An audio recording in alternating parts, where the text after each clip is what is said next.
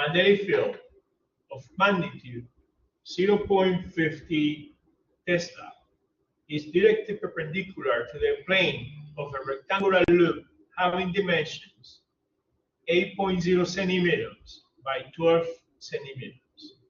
Find the magnetic flux through the loop. So they say that the magnetic field is perpendicular to the plane. So what we know? Well, in this case, we know that we have a plane here.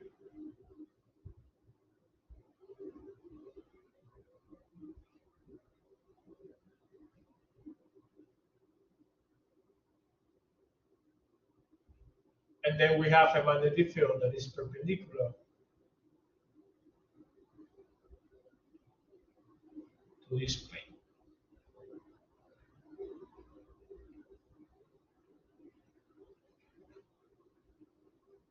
So this is my magnetic field. So this is my magnetic field. So the angle between the normal to the plane and the magnetic field, the angle theta, is in this case 0 degrees. So we know that the formula to calculate the magnetic flux is VA cosine of theta, which comes from B perpendicular times A. And B perpendicular would be B cosine of theta. So we get that this is VA cosine of theta. Now, since theta is equals to 90 degrees, the cosine of 90 degrees, you evaluate in your calculator, is going to be 1. So theta B is then equals to VA. So the magnetic flux to this plane is equal to B times A. Now, what is the area? They say the area is 8 centimeters by 12 centimeters. It's a rectangular loop. But we need to convert to calculate the area, the 8 centimeters into meters. So 8 centimeters into meters is 8.0 times 10 to the negative 2 meters. And 12 centimeters would be 12 times 10 to the negative 2 meters. So when we multiply, we will have an area that is length times width. There is then 12 times 10 to the negative 2 meters times 8.0 times 10 to the negative 2 meters equals to 96 times 10 to the negative 4 meters squared. This is, in this case, the area. So for this area, we can now calculate the magnetic flux that passes through that area. It's V times 8. B is 0.50 Tesla, and the area there is 96 times 10 to the negative 4 meters squared, and this gives us 48 times 10 to the negative 4 Tesla meters squared. Tesla meters squared is Weber, so we can say that the magnetic flux here is 48 times 10 to the negative 4 Weber, and is the unit in the international system for magnetic flux. And then you can rewrite this 48 times 10 to the negative 4 in scientific notation as 4.8 times 10 to the negative 3 Weber. So what is in this case? What is in this case? The magnetic flux to the given area is 4.8 times 10 to the negative 3 Weber. So this exercise was very easy because in this exercise, you know, we had that the angle was 90 degrees. So we have the maximum magnetic flux to that area, and that maximum magnetic flux to the area was 4.8 times 10 to the negative 2 meters. So this is just one of the simplest cases, one of the simplest problems. And in this problem, well, to highlight this formula, that say that the magnetic flux through E is PA cosine of theta. And when they say directed perpendicular to the plane, now we know that theta is 0 degree, the cosine of 0 degree is 1, and then the formula to calculate the magnetic flux becomes V times A. So all this is just from this statement, right, or from this sentence that say that the magnetic field is perpendicular to the plane, right? So all this analysis is derived from this expression or this sentence that say that is directed perpendicular to the plane. Any questions so far?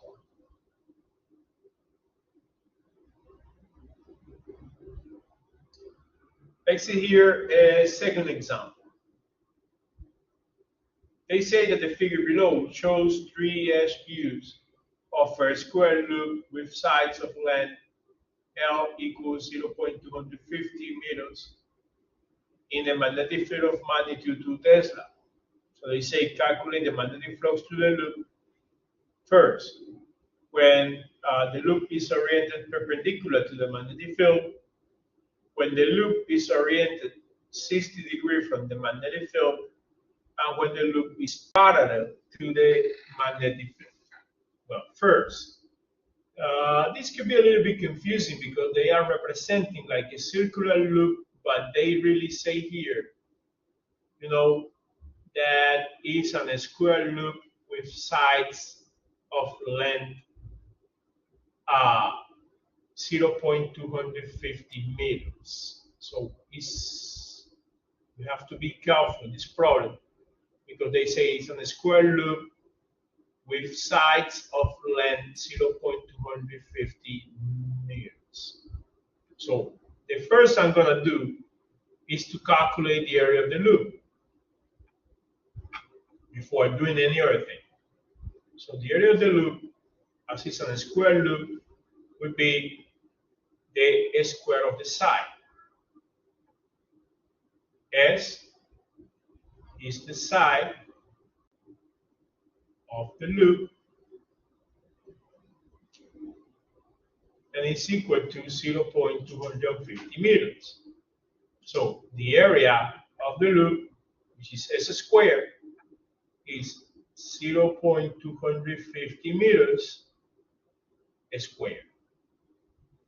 When you calculate that, you will get 0.0625 meters squared, which is the same as 6.25. That's 6.25 times 10 to the negative 2 meters squared in scientific notation. Now, what they say in the first scenario. In the first scenario, they say that we have that the loop is perpendicular to the magnetic field. So we have the loop here.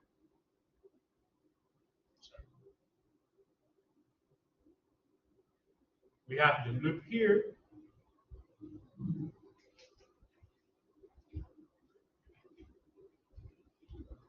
And we have the magnetic field perpendicular to the loop.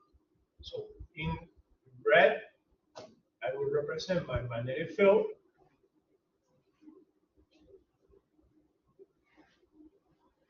Which is perpendicular to the loop. when the magnetic field is perpendicular to the loop, then remember that the normal to the area of the loop is parallel to this magnetic field. So in this case, the angle theta is 0 degree. So when I now say that the magnetic flux is VA cosine of theta, since theta is 0 degree, the cosine of 0 degree is 1.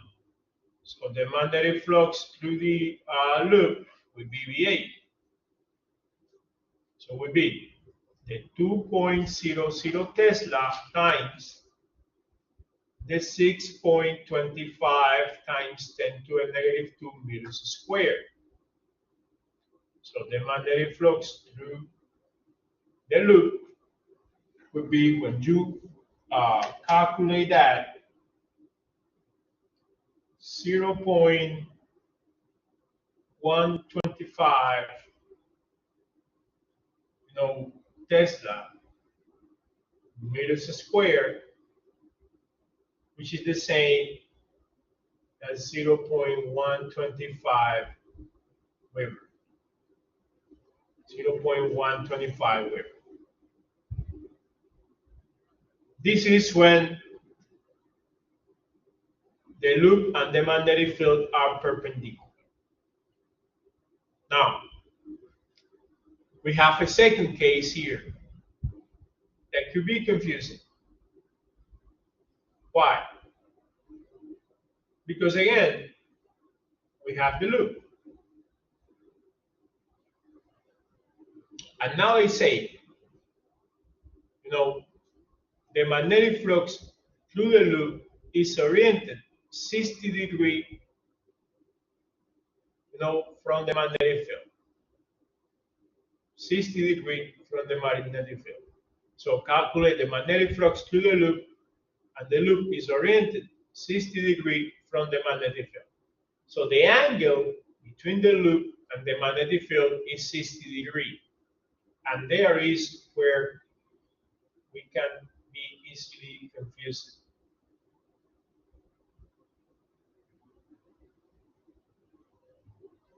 Because this is 60 degrees. This angle between the magnetic field and the loop, and the area of the loop.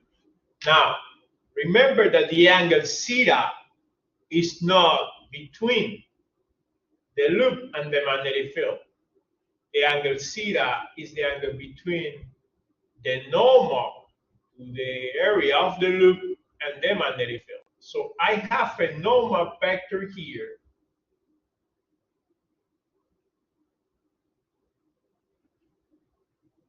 And the angle theta is really the angle between B, the magnetic field line, and this normal.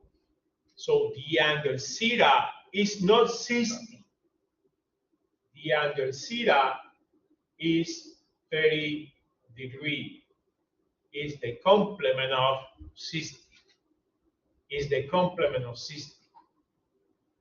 So if 60 is the angle between the area of the loop and the magnetic field, then the angle between the perpendicular to the area of the loop and the magnetic field, which is theta, is the complement of 60, is 30 degrees. So that could be confusing, because if you use 60 degrees to calculate the magnetic flux here, your answer will be wrong. So you have to use 30 degrees. 30 degrees, because theta is the angle between magnetic field and the normal to the plane of the loop. So in this case, I have to use the same equation. Magnetic flux is equal to VA cosine of theta. Now, it's going to be be 2 Teslas times the area, 6.25 times 10 to the negative 2 meters squared times the cosine of 30 degrees. So when you calculate the magnetic flux now, this would be 0.108 Tesla meters squared, which is the same as 0.108 Will. 0.108 Will. Now, the third case, they say that the loop is oriented parallel to the magnetic field. The loop is oriented parallel to the magnetic field. So this is my loop. And then here in red, I have my magnetic field.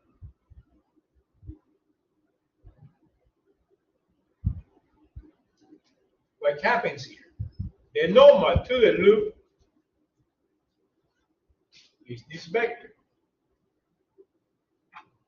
And the angle theta, that is the angle between the normal to the loop and the magnetic field, is 90 degrees.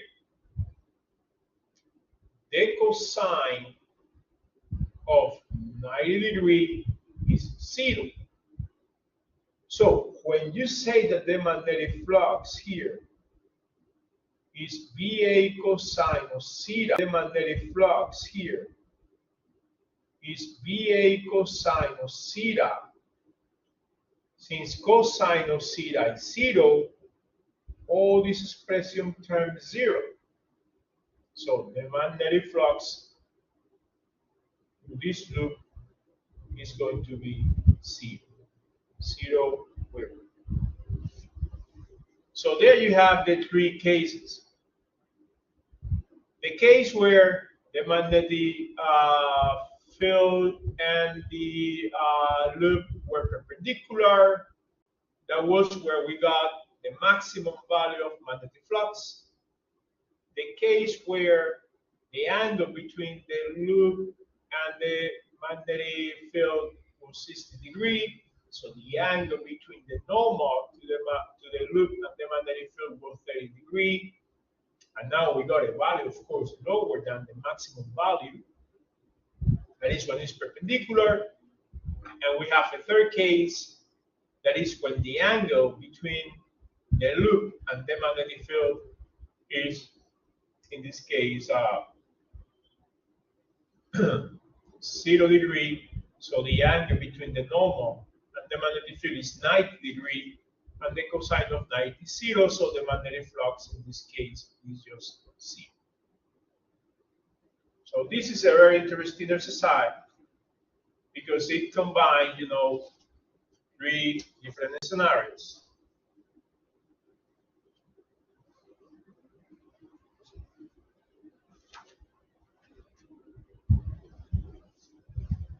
So any questions so far?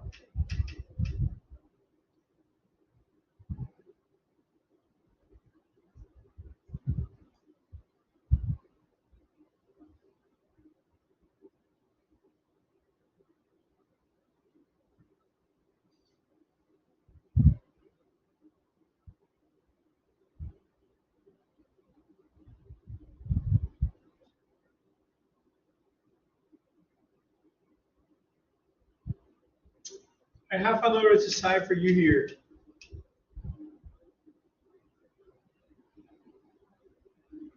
Before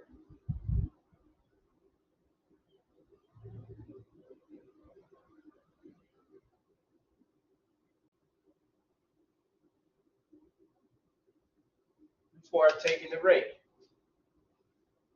look at this next exercise.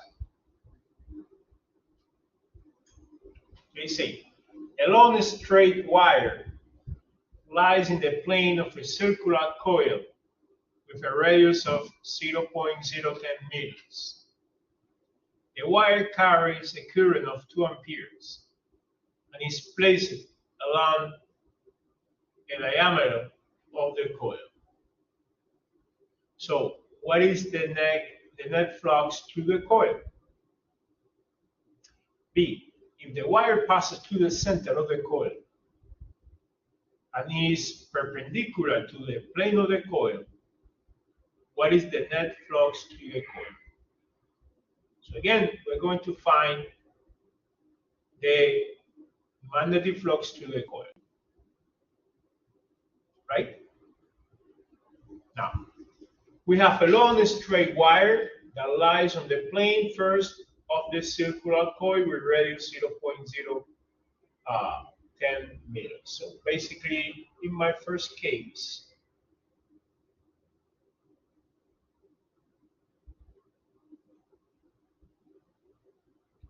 here is my coil. And then I will have this wire that passed through the center. It's just along the diameter of the coil. They said the coil have a radius of 0.010 meters. And then they say that the wire carries a current of 2 amperes. Now, they don't say in what direction it is current, so I would be assuming the current points over, like this. Now, how is the magnetic field that you have around this current carrying wire? Well, if you use the right-hand rule,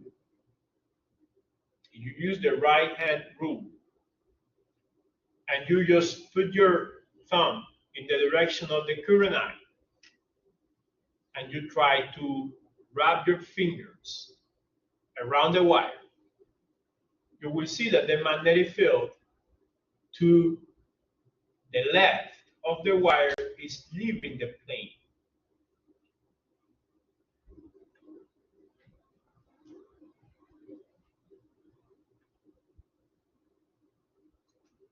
To the left of the wire, the magnetic field is leaving the plane for this direction of the current that we are assuming.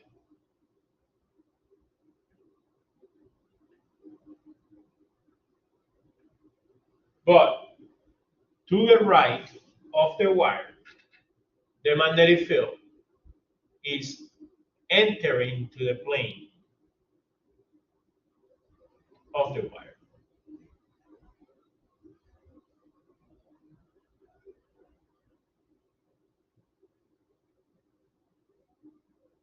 Just like this.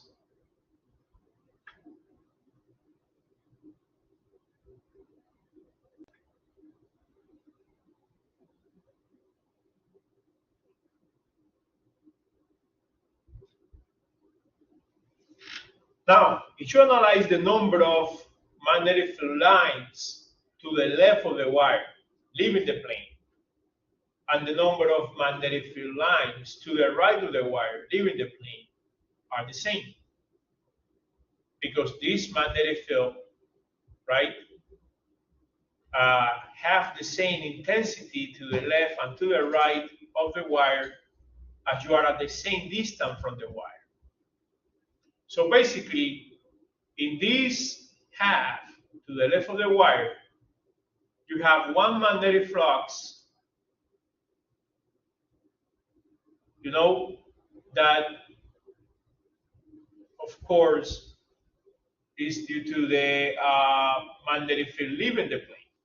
So just that magnetic flux, there is a VA cosine of theta. Let's say that the normal is leaving the plane.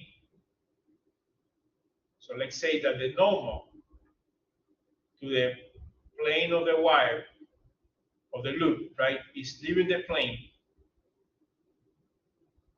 So the angle in this case is 0. So this would be VA cosine of 0 degree, which is going to be VA. But to the right of the wire, the angle is 180 degree. So this would be VA cosine of 180 degree, because the normal vector and the vector B to the left of the wire, the current carrying wire, are parallel. But to the right of the current carrying wire, the vector end and the magnetic field are antiparallel. So they make an angle of 180 degrees. They have opposite directions. The cosine of 180 degree, the cosine of 180 degree is -1. So the magnetic flux to the right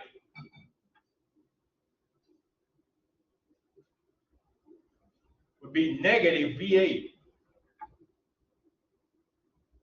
So to the left and to the right, you have the same magnetic flux, but with opposite signs. So the net magnetic flux would be VA minus VA, and it would be 0. So really, when you find the net flux through the coil, the net flux to the coil here is 0.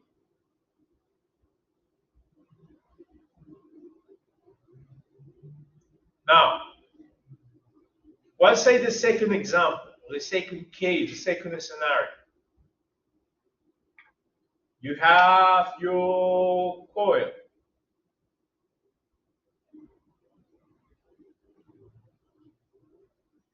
But now the wire is perpendicular to the plane of the coil. So it's concentric with the plane of the coil. So I will be representing the wire here. And I will put this cross, because this cross represents the direction of the current. So I have a current entering into the plane. So this is the loop. This is the wire with a current that enters to the plane of the screen. Right? Now, what happens? When you analyze the field surrounding that wire, the field, the magnetic field that surrounds the wire is circular, like this.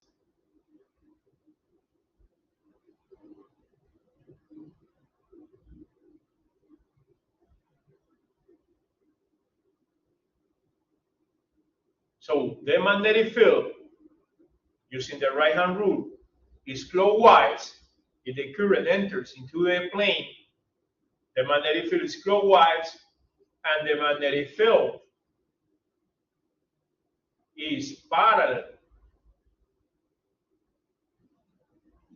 to the plane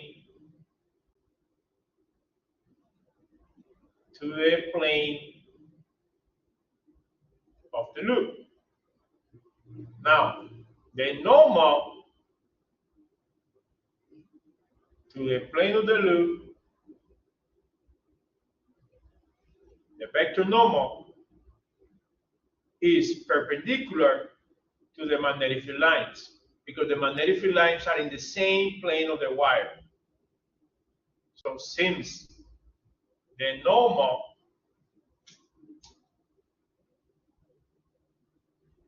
is perpendicular to the magnetic field, the angle theta is 90 degrees.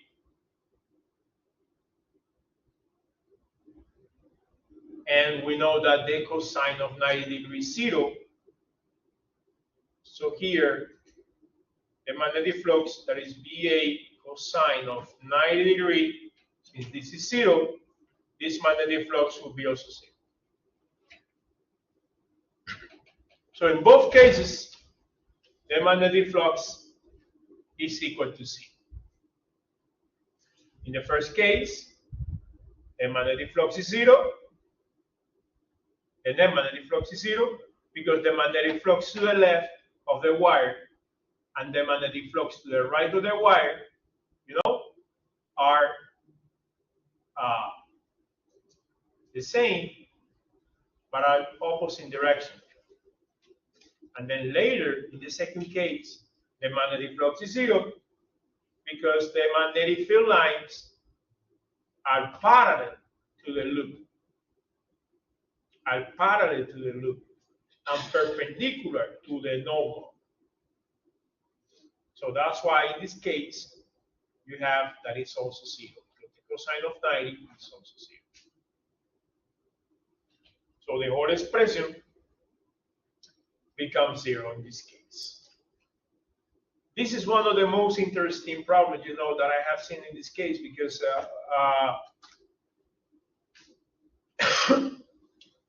when they start using this idea of the net magnetic flux and they locate the wire exactly on the diameter in the first case, now we have the same magnetic flux leaving the plane that enters to the plane. So the net flux is just 0. If they move the wire, the current carrying wire, either to the right or to the left of that diameter, then the net magnetic flux will be different of 0. If they move this wire either a little bit to the left, like this, or a little bit to the right, sorry, it would be, in this case, the magnetic flux. The net magnetic flux will be different of 0, because you will have more lines leaving the plane that enter into the plane, or more magnetic lines enter into the plane that leave the plane, depending, on the position of the wire. So in that case, the net value will be different of 0. And this is another exercise that is very interesting. They say that 3 loops of wire move near along a straight wire and carry the current, as is shown here below. What is the direction of the induced current, if any, in loop A, loop B, and loop C? Right? Well, first, we know that due to this current I, we have a magnetic field surrounding this wire, carrying the current I. So how is going to be that magnetic field? Well, if you apply the right-hand rule, this magnetic field would be leaving the plane here to the left,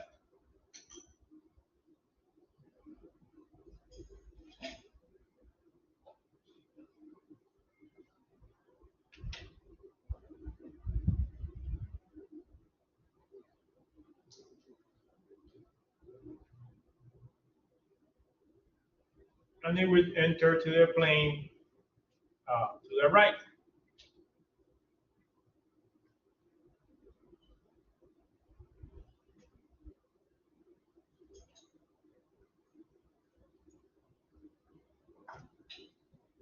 This is due to the current I.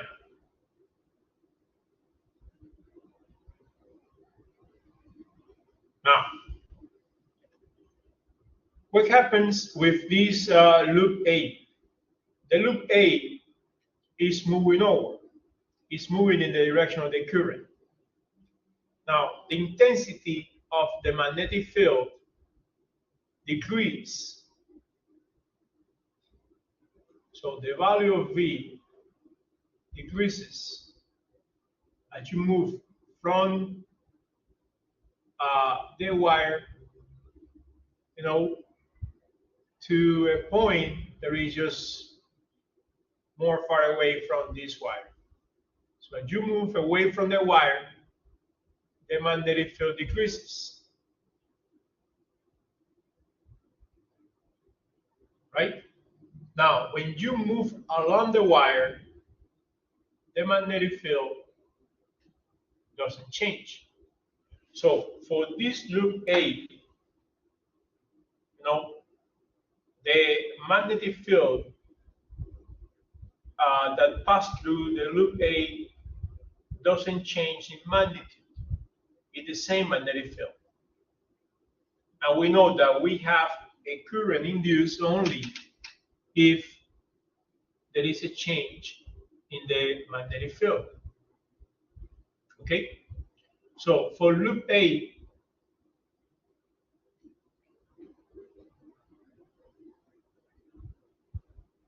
we have that the current induced would be 0.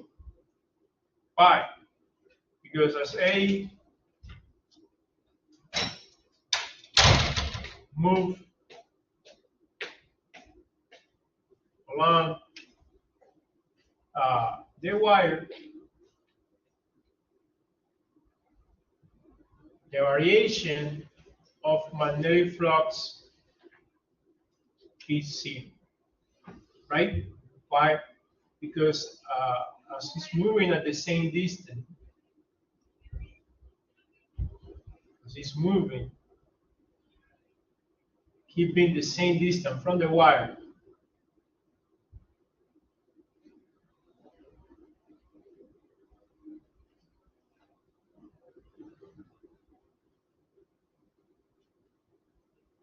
B doesn't change.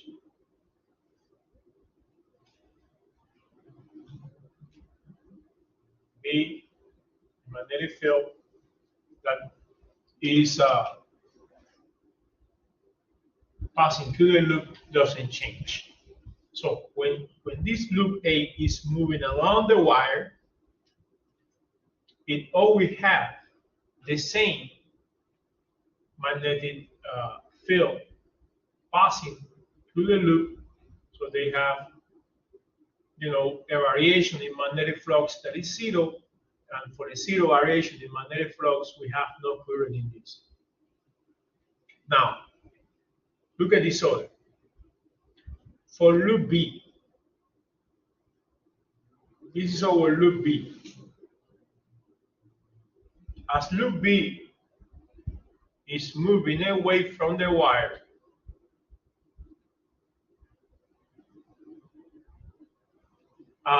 this magnetic field that is passing through loop B will decrease in magnitude, right? Because as I said, as you move away from the wire radially, there is a decrease in the magnetic field. So it's needed a current here that induce, based on Lenz law, that induce a magnetic field in the same direction that the magnetic field, that the loop B have as its original position, in order to increase the magnetic field through the loop B, right? So since the magnetic field through loop B is decreasing as you move, right? So since the magnetic field through loop B is decreasing as you move away from the wire, you need to counteract that decrease, inducing a current that will create a magnetic field that oppose that decrease. So that would be in the same direction that the magnetic field we have over here. So what that means, that the current that we're inducing now here is going to be a current counterclockwise like this.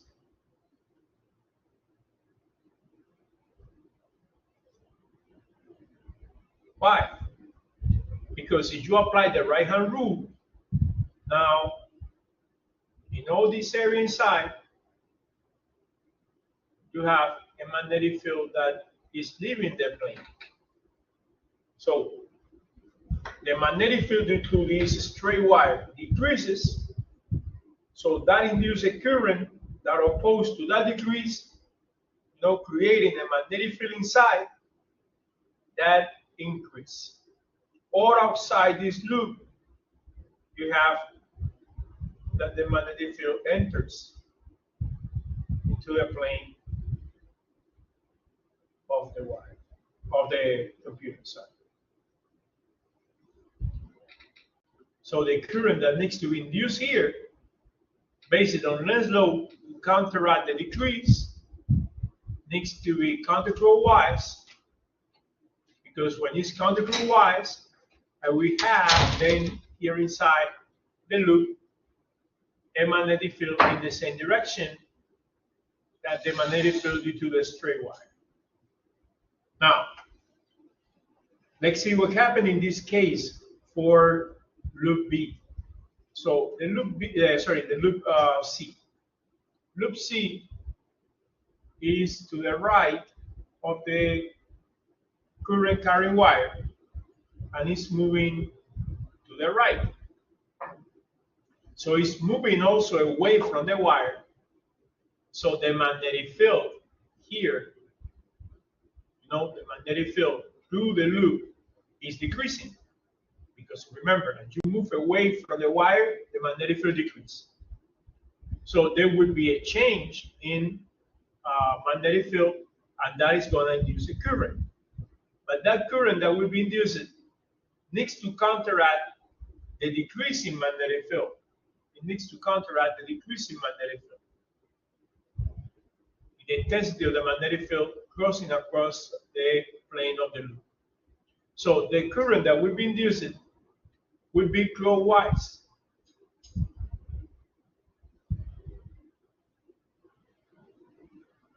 It will be clockwise. Because when the current is clockwise, now it will enter to the plane here in the inner part of the loop. So basically, it's going to have the same direction that the magnetic field due to I, which is decreasing. So that reinforces that magnetic field. So it opposes to the decrease of the magnetic field due to the straight current carrying wire. Outside the loop, due to this current, now it's just leaving the plane, the magnetic field.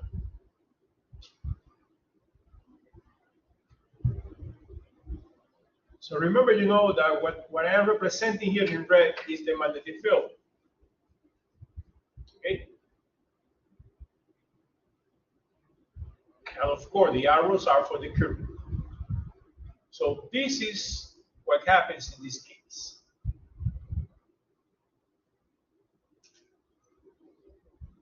So that you have a decreasing magnetic field as loop B and loop C move away from the wire, there is a change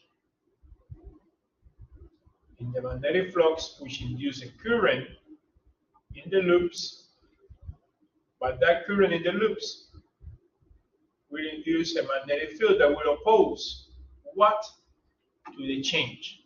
And the change was a decrease, then the current induced generates a magnetic field that counteracts that decrease. This is another very interesting, problem where we don't solve anything numerically, but we have to analyze, how we change the magnetic field and in what direction will be the current when we move the loop.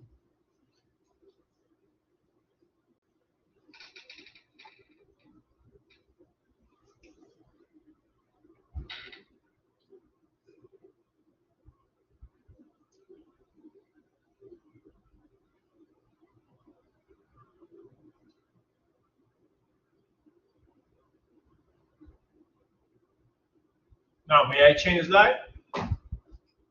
So let's see the next exercise. Next exercise says this. Inductive charging is used to wirelessly charge electronic devices, ranging from toothbrushes to cell phones. Suppose the base unit of an inductive charger produces a 1 times 10 to the negative 3 Tesla magnetic field. Varying this magnetic field magnitude changes the flux through a 15-term circular loop in the device, creating an electromotive force that charges its pattern.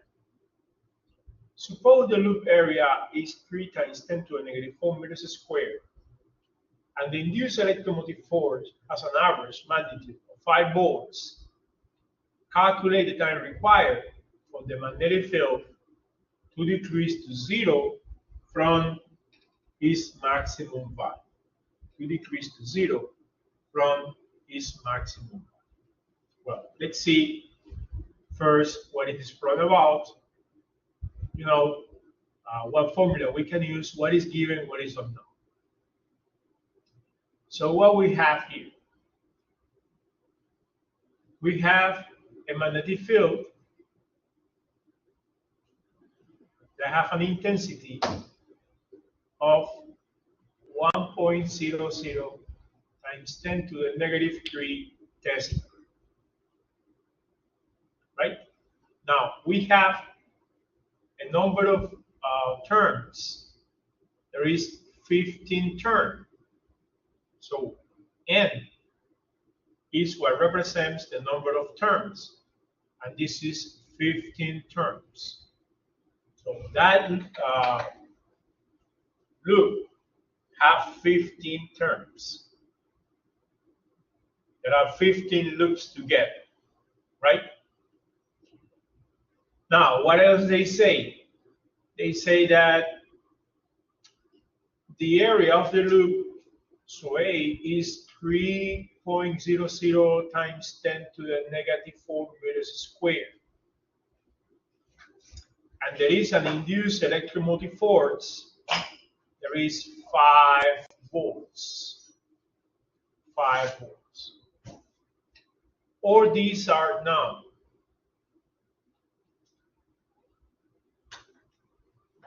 What is unknown here? They ask you to calculate the time, delta t, that requires the field to decrease to 0 from its maximum value. So the maximum value is this value of 1.00 times 10 to the negative 3 Tesla. And the minimum value here would be 0 Tesla, right? So I will call this maximum value the initial magnetic field. And I will call this minimum value 0 Tesla the final magnetic field. Because they say calculate the time required for the magnetic field to decrease to 0 from maximum. Decrease to 0 from its maximum value. So the initial value is the maximum and the final value is 0. Now, what we know, what equation relates all the physical quantities? We know that the Faraday law says that the electromotive force that is induced,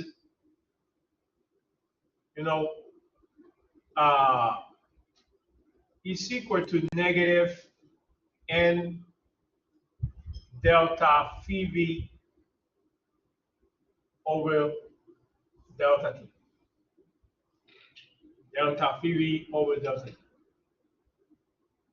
Now, what is delta phi v? So what is delta?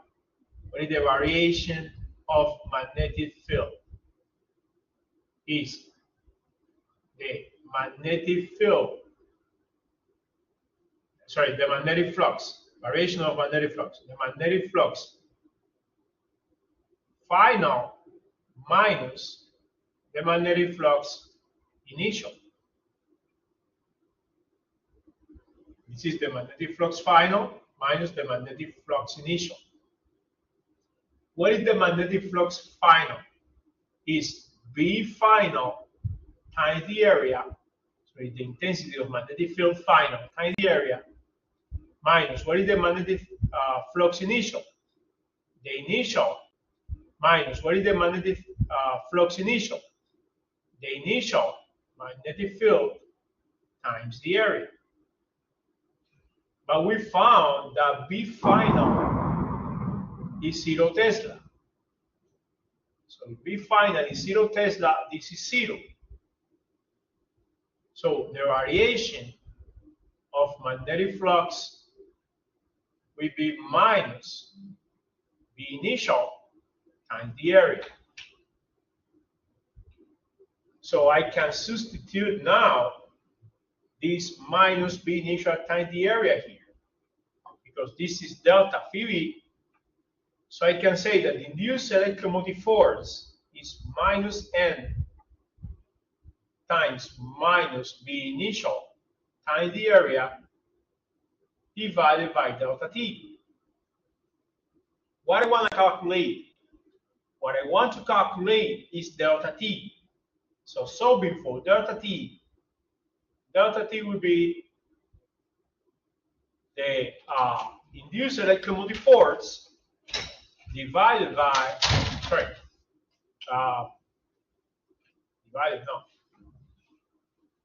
delta T will be minus N. Because delta T, E times delta T is minus N times minus BI V sub IA. So now when you solve for delta T is negative times negative will be positive, and V sub IA over the induced electromotive force. So this would be 15 terms times the initial magnetic field, which is the maximum, that is 1.00 times 10 to a negative 3 Tesla, times the area, that we know there is 3.00 times 10 to the negative 4. Sorry, let me.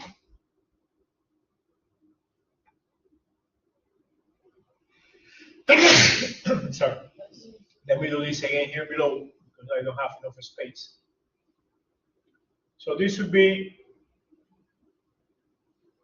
N is 15 terms times V sub I, that is 1.00 times 10 to a negative 3 Tesla, times the area, there is 3.00 times 10 to a negative 4 meters squared, divided by the electromotive force induced, which is 5 volts. So this delta T, when you calculate it now, it would be 9.00 times 10 to the negative 7 seconds. Now, 9.00 times 10 to the negative 7 seconds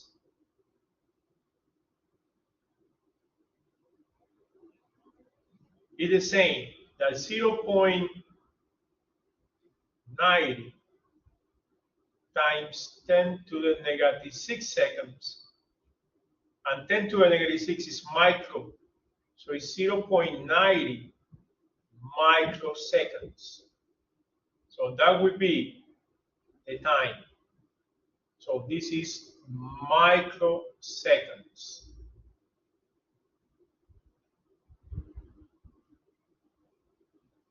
So in this case, the time needed to have that variation is 0.90 microseconds.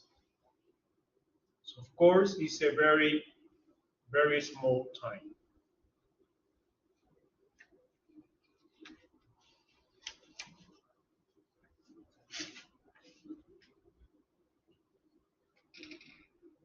Any questions so far? You know, this part is just really difficult to understand. You know, there is a couple of equations, basically, that are the equations we use, all right, in this part. Just a couple of equations, and all the problems are solved with that couple of equations.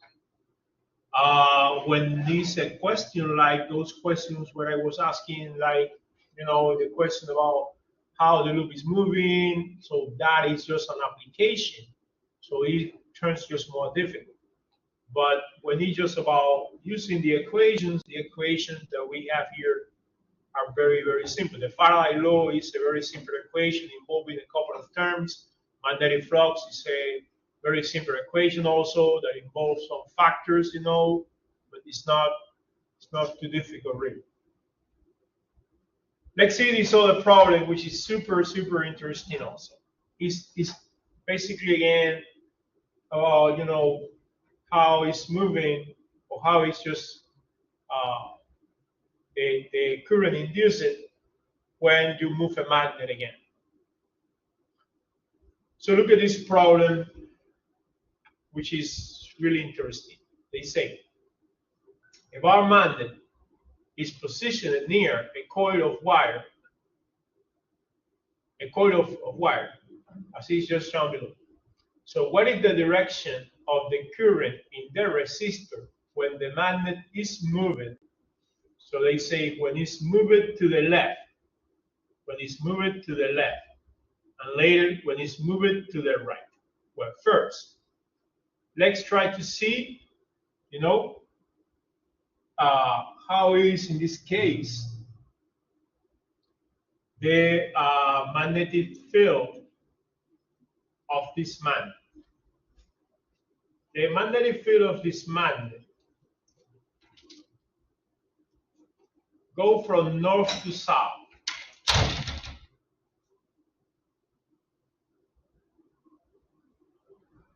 It go from north to south, right? Like this.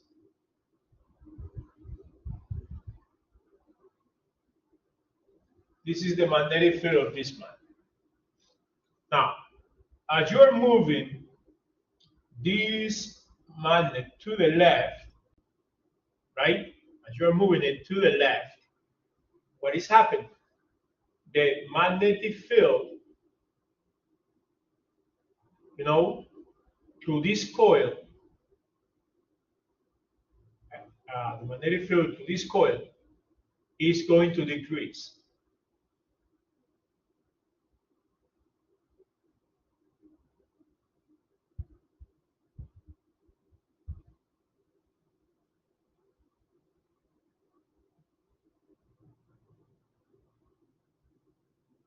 So now, the current that is going to be induced needs to try to oppose to that. So we need a current now that will oppose to that decrease. So we need a current that will generate a field that will be in the same direction. We need a current that will generate a field, that will be in this same direction. So how is going to be the field?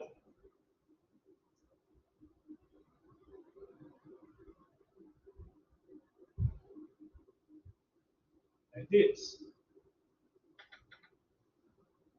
Now, how needs to be the current? In what direction needs to be the current that generates such a field? The current that generates such a field. Now, using the right-hand rule, as you have a coil there, you know, you will have to, with your fingers, follow the direction of the current. Your thumb will indicate the direction of the field. So the current you need to have that field to the right needs to be a current that goes in this direction here, because when it now follow this wire, you know, it goes like this.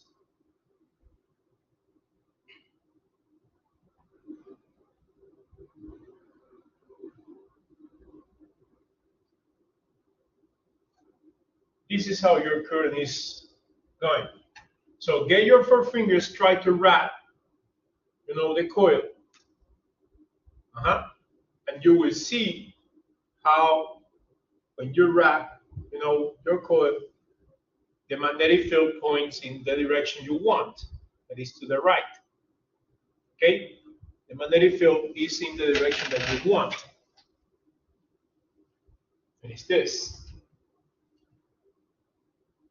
So as this is moving away, this magnetic field is decreasing. As the magnet moves away to the left, this magnetic field is decreasing. So you need to counteract that decrease. So the current that will be induced is going to counteract that decrease. And how can counteract that decrease? Just being inducing current, that induce a magnetic field that just goes in the direction of the magnetic field of the magnet, right? So that current is just like this.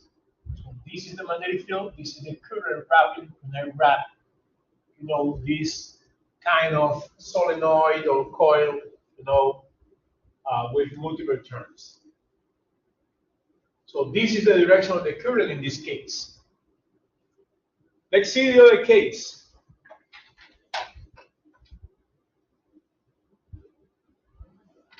Let's see now the other case. So let me erase this.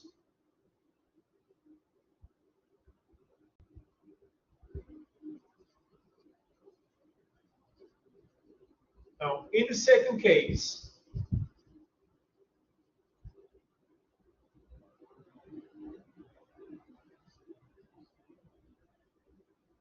again,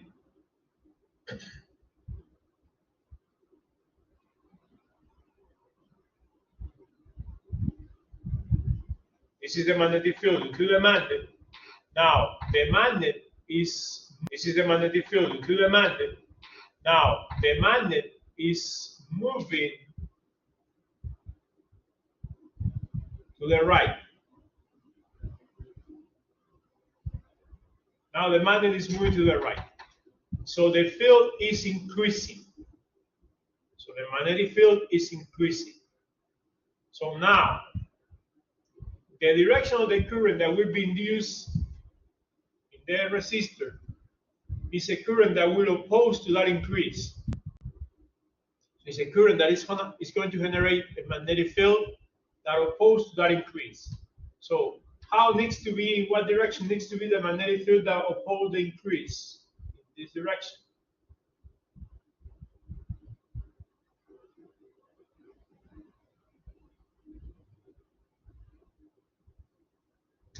So now I want a magnetic field in that direction to oppose increase. Now, if the magnetic field is in that direction, use the right hand rule, wrap your four fingers around, the solenoid or coil, or wire that you have here, and then your thumb is in the direction of the magnetic field that current needs to induce, and you will see how the current now needs to follow this other path.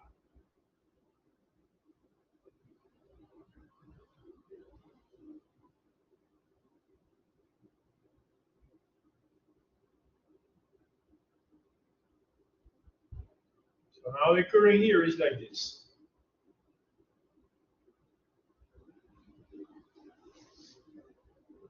So this is how the current,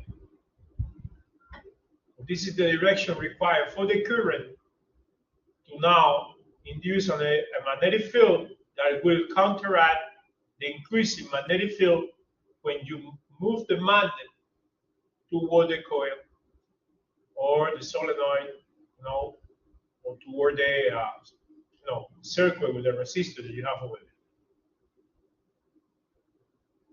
So this is, how is the new current. So this is the kind of analysis that you have to do.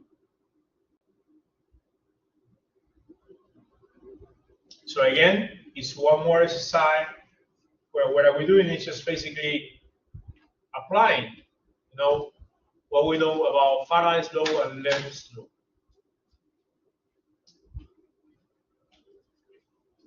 Look at this other case. Now, they say a pickup truck has a width of 79.8 inches. It is traveling north at 37 meters per second to a magnetic field, with vertical component of 35 microtesla. What magnitude electromotive force is induced between the driver and passenger sides of the truck? So what we have here, well, basically, you have a truck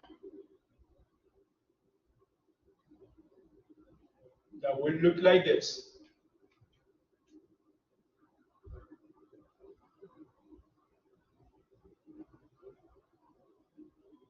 There is the passenger, the driver, and what you know that you have a distance, of 79.8 inches, basically. As is the width of the truck between the driver and the passenger. Now, what happens? I will represent this truck with a top view, and I will represent it basically like a bar. So I will have like a bar here. The truck is made of metal, so it's like a metallic bar that is moving north, like this. But there is a vertical magnetic field of 35 microtesla. So you have a vertical magnetic field like this, so perpendicular to the direction of the motion of this truck.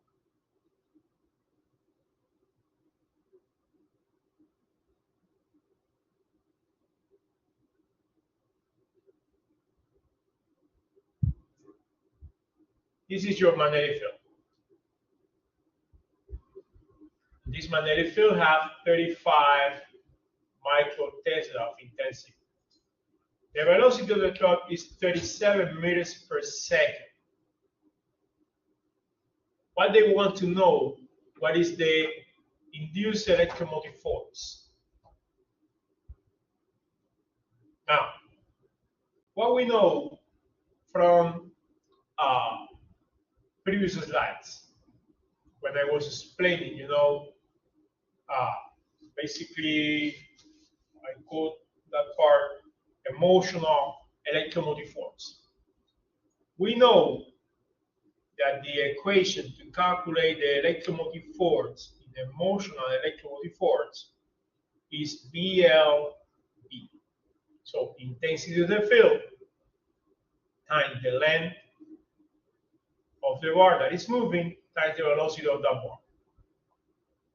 So this is the equation to calculate this electromotive force. The induced electromotive force between the driver and the passenger. Now, we know that this length is in inches, so we can convert the inches into meters. So we have 79.8 inches times, now look at this, we know that we have 0.0254 meters per inches. Meters per inch. Why? Because it's 2.54 centimeters per inch. So 2.54 centimeters is 0.0254 meters per inch. Like that, you can convert these inches into meters, and you will get in meters 2.03 meters. So once you have this length in meters, now you can substitute and calculate induced electromotive force. That is the 35 microtesla, so it's 35 times 10 to the negative 6 Tesla, times the length, that is 2.03 meters, times the velocity, that is 37 meters per second. And when you calculate all that, it gives you 2,630 times 10 to the negative 6 volts, which is going to be 2.63 times 10 to the negative 3 volts, which is 2.63 millivolts. So just only, and look at how interesting is this, right? So just only because the car is moving to a magnetic field, and remember that we all are moving to a magnetic field because we have the magnetic field of the Earth, right? So we all have the magnetic field of the Earth acting around us, right? So now you are in a car. The car is made usually of metal, right? Which is a conductor of electricity. Okay? Of steel or aluminum, different parts, right? Which is conductor of electricity. Yeah? So now what happened with this? There will be an electromotive force induced just because this car is moving through a magnetic field. So when we say motional electromotive force, is you have a body that is moving with some velocity to a magnetic field, and due to this motion to the magnetic field, there will be an induction of electromotive force. There will be an induction of voltage.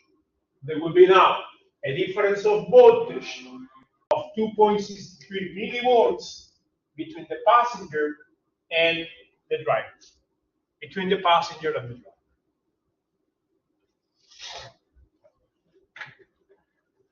Let's see one more problem. And then with this problem, we're going to stop the class after this problem so we can just, I can print that the lab, and we can then start doing the lab. So look at this other problem. They say, consider the arrangement below where the resistance is 6 ohms, the length is 1.20 meters, and B is equal to 2.50 Tesla. So the magnetic field is 2.50 Tesla. At what constant speed should the bar be moved to produce a current of 1 ampere in the resistor? So there is one resistor here, and then at what speed this needs to move to produce a current of 1 ampere in the resistor. What power is delivered to the resistor? What else? What magnetic force is exerted on the moving bar? And what instantaneous power is delivered by the applied force on the moving bar? So the first is at what constant speed should the bar move to produce a current of 1 ampere in the resistor? So well, which are the known? We have the resistance of the resistor. There is 6 ohms. What else? We have the length, of this metallic bar. That is what is moving to the force applied. So it's what causes a change, in the magnetic flux, which is 1.20 meters. We have a magnetic field with intensity 2.50 Tesla, and we want to produce a current of 1 ampere in that resistor. What is unknown? We have multiple unknowns. In the first part, the unknown is the speed. In the second part, the power delivered by the resistor. The power delivered by the resistor. In the third part, the magnetic force.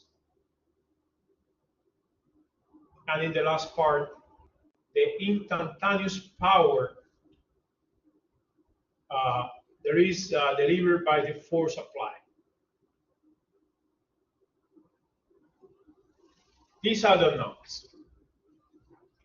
Now, how we can calculate, this constant speed? Well, remember that current to the resistor would be the electromotive force divided by the resistance of the resistor. So whatever current we have here would be the quotient of the electromotive force divided by the resistance of the resistor. But we know that for a moving electromotive force, we have here that this is the intensity of the field. The electromotive force is the intensity of the field times the length times the speed. All this divided by the resistance of the resistor. So this is the same formula that I used in the previous exercise. Induced electromotive force equals intensity of the field times length times speed. Now, what we have to do, we have to solve for speed. So if I have I equals BLV over R, if I multiply I times R, I get BLV here. If I solve for V, I get that IR over the intensity of the field times the length is equal to the speed. So we can calculate the speed like that. So now, substituting, you say that your speed would be 1 ampere times the resistance, there is 6 ohms, divided by the intensity of the field, that is 2.50 Tesla, times the length, that is 1.20 meters. And that speed would be, when you calculate that, 2.0 meters per second. So, and a speed, of the bar moving, well, in this case, in the direction of the applied force, with a speed of the bar of 2 meters per second, we will have the current of 1 ampere that will be passing to the resistor. Now, in the second part, they say what is the power dissipated to the resistor. Well, remember that power is the square of the current times the resistance of the resistor. So if the current is 1 ampere, square times the resistance of the resistor, that is 6 ohms, the power dissipated by the resistor would be 1 squared is 1 times 66, 6 watts. 6 watts.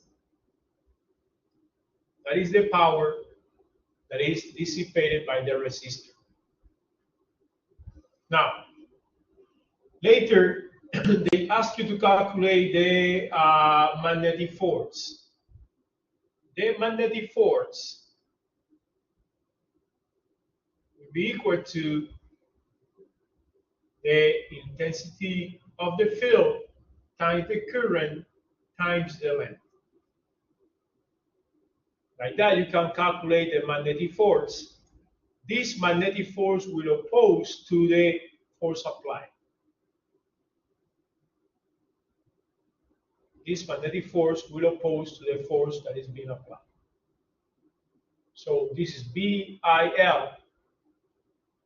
So we substitute, we have a field of 2.50 Tesla times a current of 1 ampere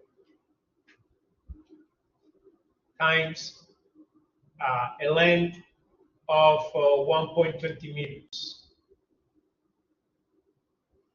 And that gives you a force that is equal to 3 newtons. And then finally, they say, what is the instantaneous power delivered on the moving bar? Well, in this case, to calculate the power on the moving bar, or the power due to the force, the applied force, we can say that this is equal to the product of the force times its velocity, or its speed. So it's the force, that is going to be 3 newtons, because the force applied will be equal to the force magnetic, so it will be 3 newtons times the speed that we found, right? That was 2 meters per second.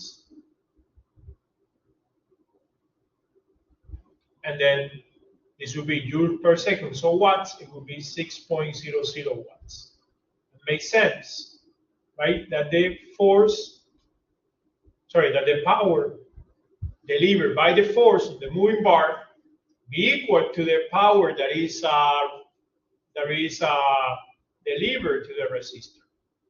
So both powers are 6 watts, right?